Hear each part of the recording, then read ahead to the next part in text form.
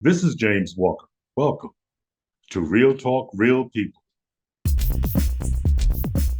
This is the podcast that turns the mic over to everyday people to hear what they have to say about the issues and problems we face as a society.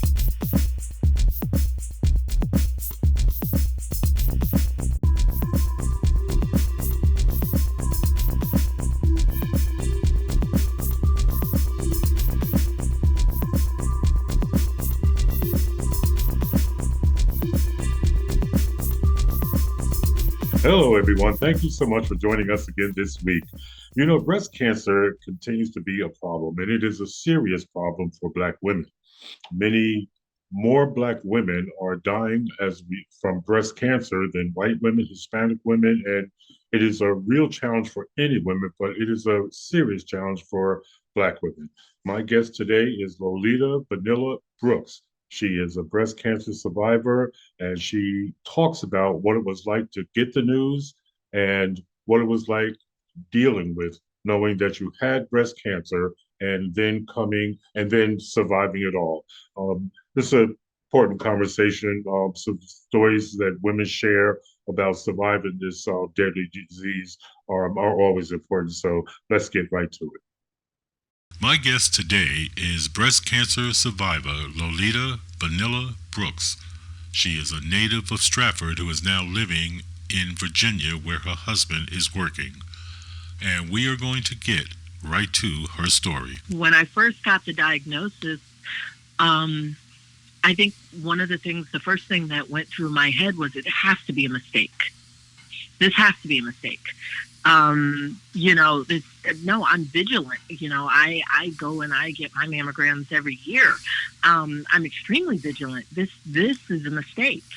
It was one of those, this can't happen to me. And I think I kind of went numb when I got the diagnosis because, not because I wasn't comprehending what she was saying, but in that moment, it was, oh my gosh, this is real. This is real. So my motivation through that whole thing was, I remember thinking, my daughter. Now I have children. I have a son and I have a daughter. And I remember thinking, my daughter, she's about to graduate from high school. And I just kept seeing her face in my mind the entire time. And I want to say, quite frankly, I wasn't done. I was angry. I had to dig deep. And she was my motivation, was my daughter. My kids, I love them the same, but I wasn't done with my daughter yet. My son was older. He's 5 years older. But I was not finished with my daughter. And she became my motivation. Does breast cancer run in your family? Surprisingly, it does not.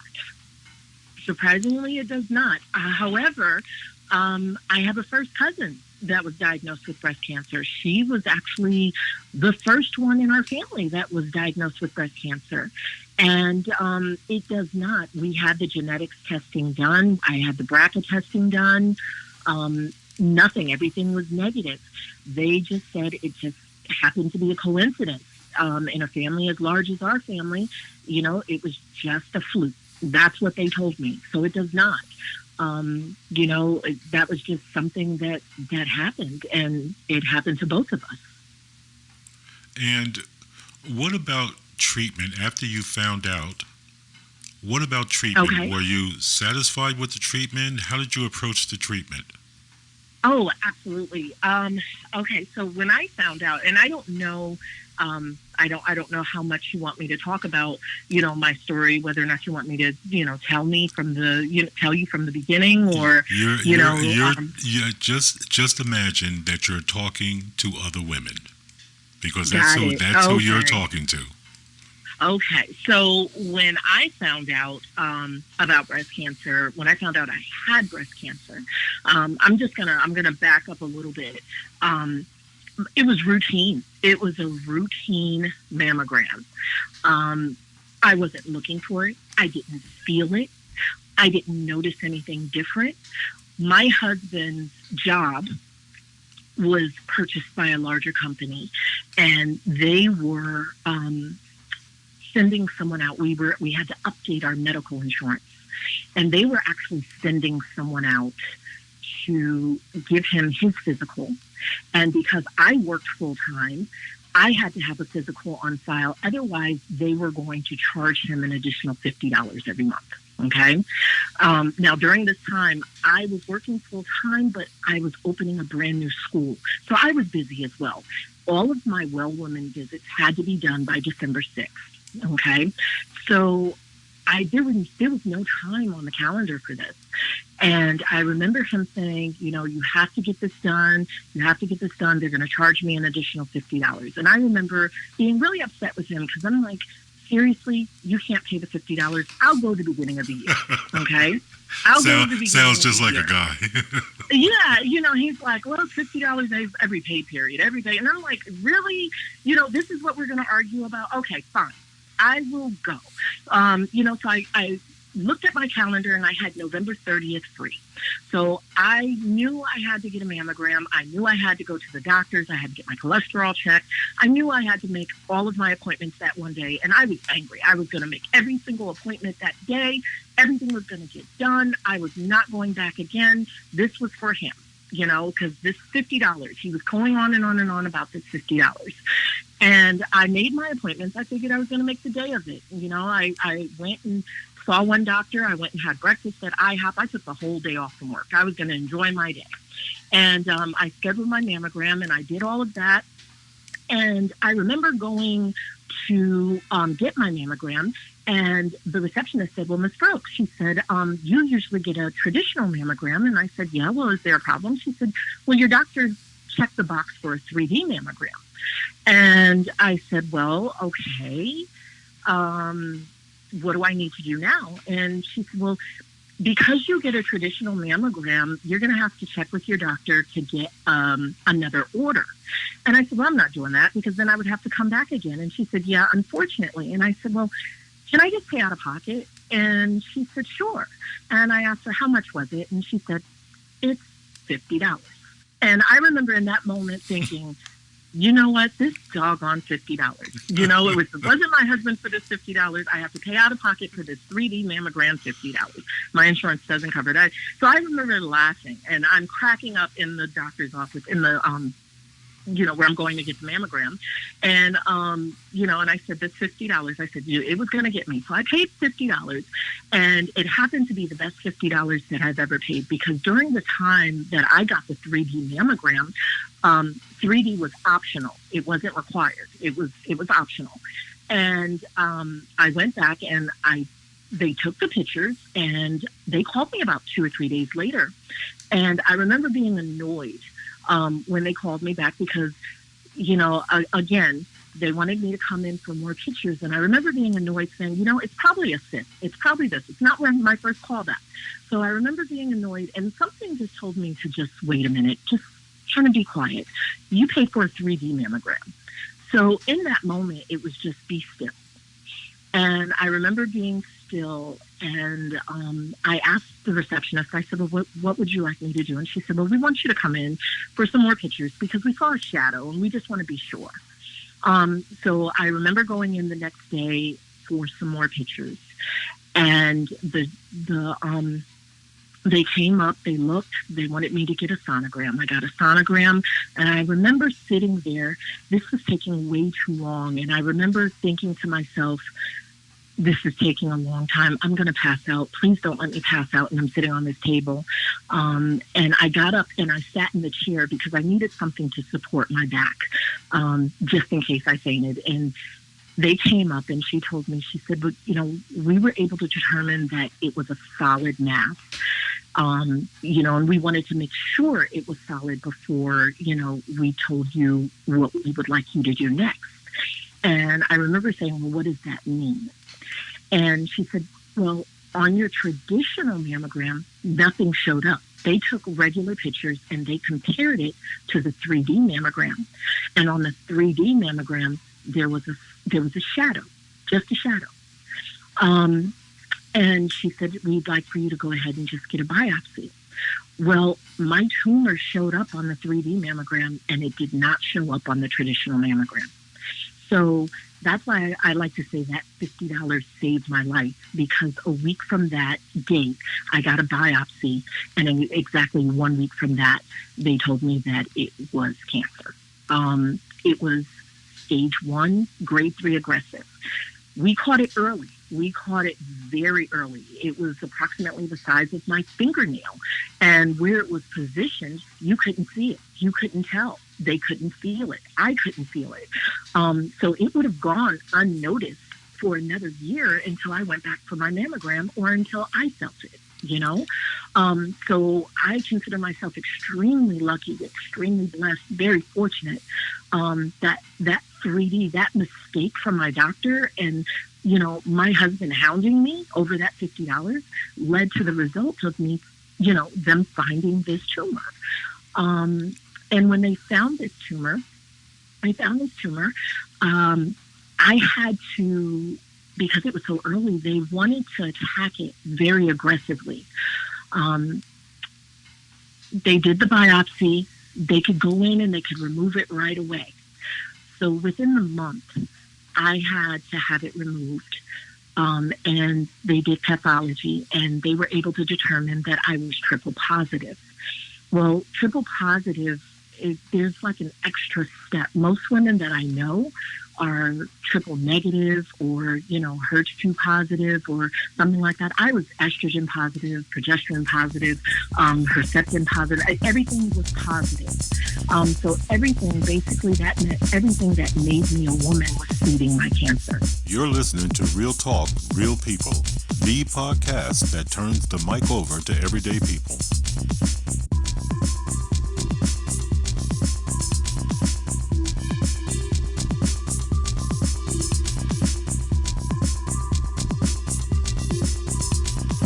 Lolita Vanilla Brooks is our guest, and she is talking about her journey after learning she had breast cancer. And I think there's little doubt when you listen to her story and the stories of other black women who have survived this terrible disease, that you understand that these survivors should be celebrated. After the surgery, I had to complete AC over a 3-month period, which was chemotherapy. It was determined that I did need chemotherapy. And I completed AC over a 3-month period. During that time, I also did 16 rounds of Taxol as soon as that was done. 33 rounds of radiation. And they started me on Lupron injections every 3 weeks because of my HER2 positive status. They wanted me to come back in, and they wanted to look at my ovaries and my tubes. They recommended removing them because your ovaries become receptors for the type of cancer that I had. So I went in to, you know, get a consultation for that. And when I went in, they were able to determine that I had quite a few fibrous tumors in my uterus. Wow. So, you know, so that, you know, they were scared that that was going, you know, to develop into something, because I was also on tamoxifen, you know, which is something that, you know, thickens, you know, your uterus and your cervix. So I had to go in and I had to have a full hysterectomy in June of 2018.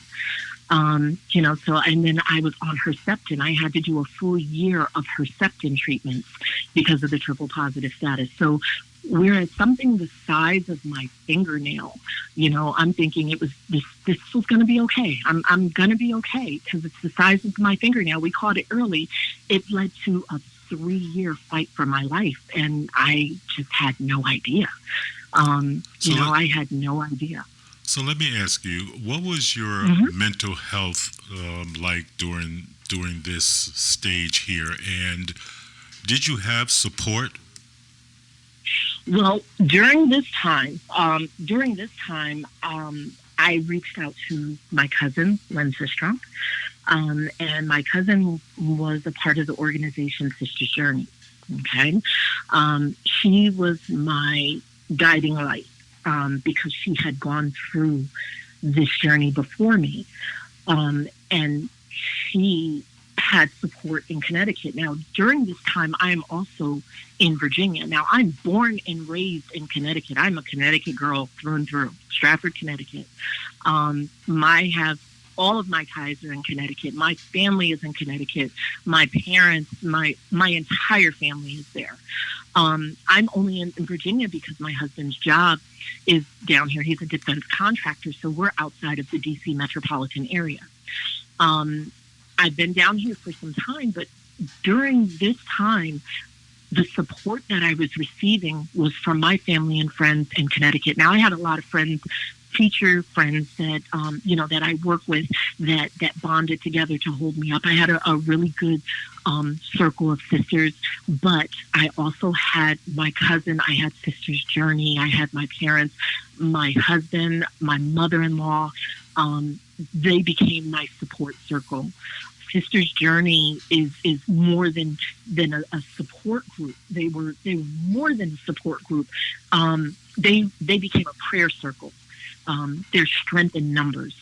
There's wisdom there. There's education there. That group is a family. That group is a family, and they welcomed me with open arms because I couldn't find the support that I needed here in Virginia. They opened their arms to me, even though they were in Connecticut, across the miles. Do you feel, as an African American woman, that you received proper care? Do you have any complaints at all about the care that you received? I have zero complaints about the care that I received. I absolutely loved my oncologist. In the beginning, it was a little shaky. I didn't know. I felt like I was just another number in the very beginning because this was new to me. And I understand that they deal with a lot of cases of breast cancer. The same thing with my surgical oncologist. They deal with a lot. So sometimes their bedside manner is a little bit abrupt. And, I'm just another case. And I think you have to be an advocate for yourself. I remember actually going in and speaking with my surgical oncologist and telling him, wait a minute, this is not okay. This might be, the 40th person. I might be the 40th person that you saw this week. However, this is my first go round, and I need you to make me understand exactly what is going on with my body. And I don't want to say that it was because I was an African American woman. I want to say it was just routine. It was routine for him. It was routine for, my medical oncologist. It's routine because they deal with this day in and day out. But once I had to stand up for myself and say, I need to understand and advocate for myself, I think it broke a few barriers and we were able to communicate and, they had to realize I'm a person. I'm scared. I'm scared. This is new. So I am very pleased with the care that I did receive. It's unfortunate because I do hear quite a bit of, differences between races and care that women receive. But I was very fortunate to have a really, really good team in my corner. Now, are you concerned that the cancer will come back? Absolutely. Absolutely. I had to ask. Yeah, absolutely. Day to day, no. In the long term, that's something that it just never leaves your mind. It's always in the back of your mind somewhere. There's a likeliness of reoccurrence. This brings me back to, one of the doctors, I had to see a substitute doctor because my oncologist was away. Her brother unfortunately passed away. And I saw a different oncologist filled in for her. And it was near the end of my treatment. And I remember asking, how do we know if we were successful? And this one oncologist said, well, if you're alive in 20 years, then we know we did a good job. And I remember stopping and saying, I'm sorry, what? Because that was not okay. I'm sorry, what did you just say to me? Because, that's not okay for someone who, I've been through 3 years. I've lost all my hair, my eyebrows, my taste buds. I have neuropathy in my arms and in my legs. I've gained weight, I've lost weight because of the steroids. I've gone through mood swings, I've thrown up, I've been sick. This is something, I've been burned, I've been through radiation. This is so life-changing. For you to say something like that to me was not okay. And it was in that moment, I think I felt, what if it does come back? And I think it kind of stuck in my brain. And I was okay to that point. I was okay to that point. When that doctor said that to me, it has always been something that's in the back of my mind. And I think it'll always be in the back of my mind. What if? What if? I try to stay as vigilant as possible. Like I said, I went through the BRCA testing, because I do have a daughter, I have a son, and I wanted to make sure this was not something that I passed on. And I worry. I worry. My daughter's she's a junior in college now, and I still worry. Every day is a blessing. And I still do my exams, and I still speak out, and I take my medication, but in the back of my mind, I still have that what if. Well, I have to say, Ms. Wood, thank you very much for speaking with us. Just a really, I just cannot tell you how much your words and your story mean, and how powerful your voice is in telling it. Is there anything else you would like to add?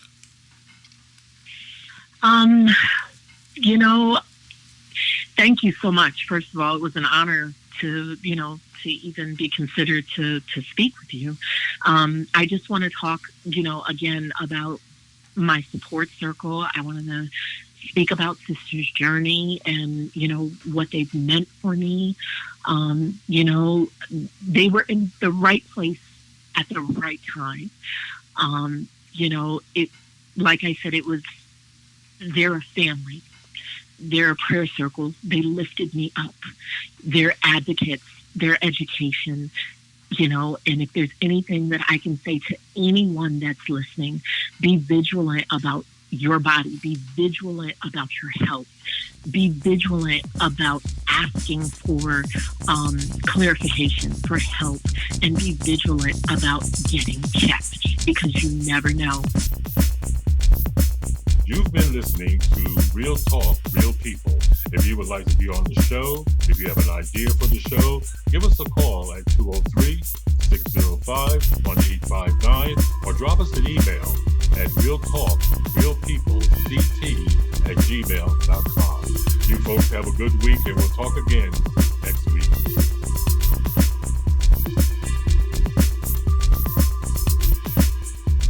Dead Windows, the new book by James Snowden Walker. Available now on Amazon, Barnes & Noble, and Google Books.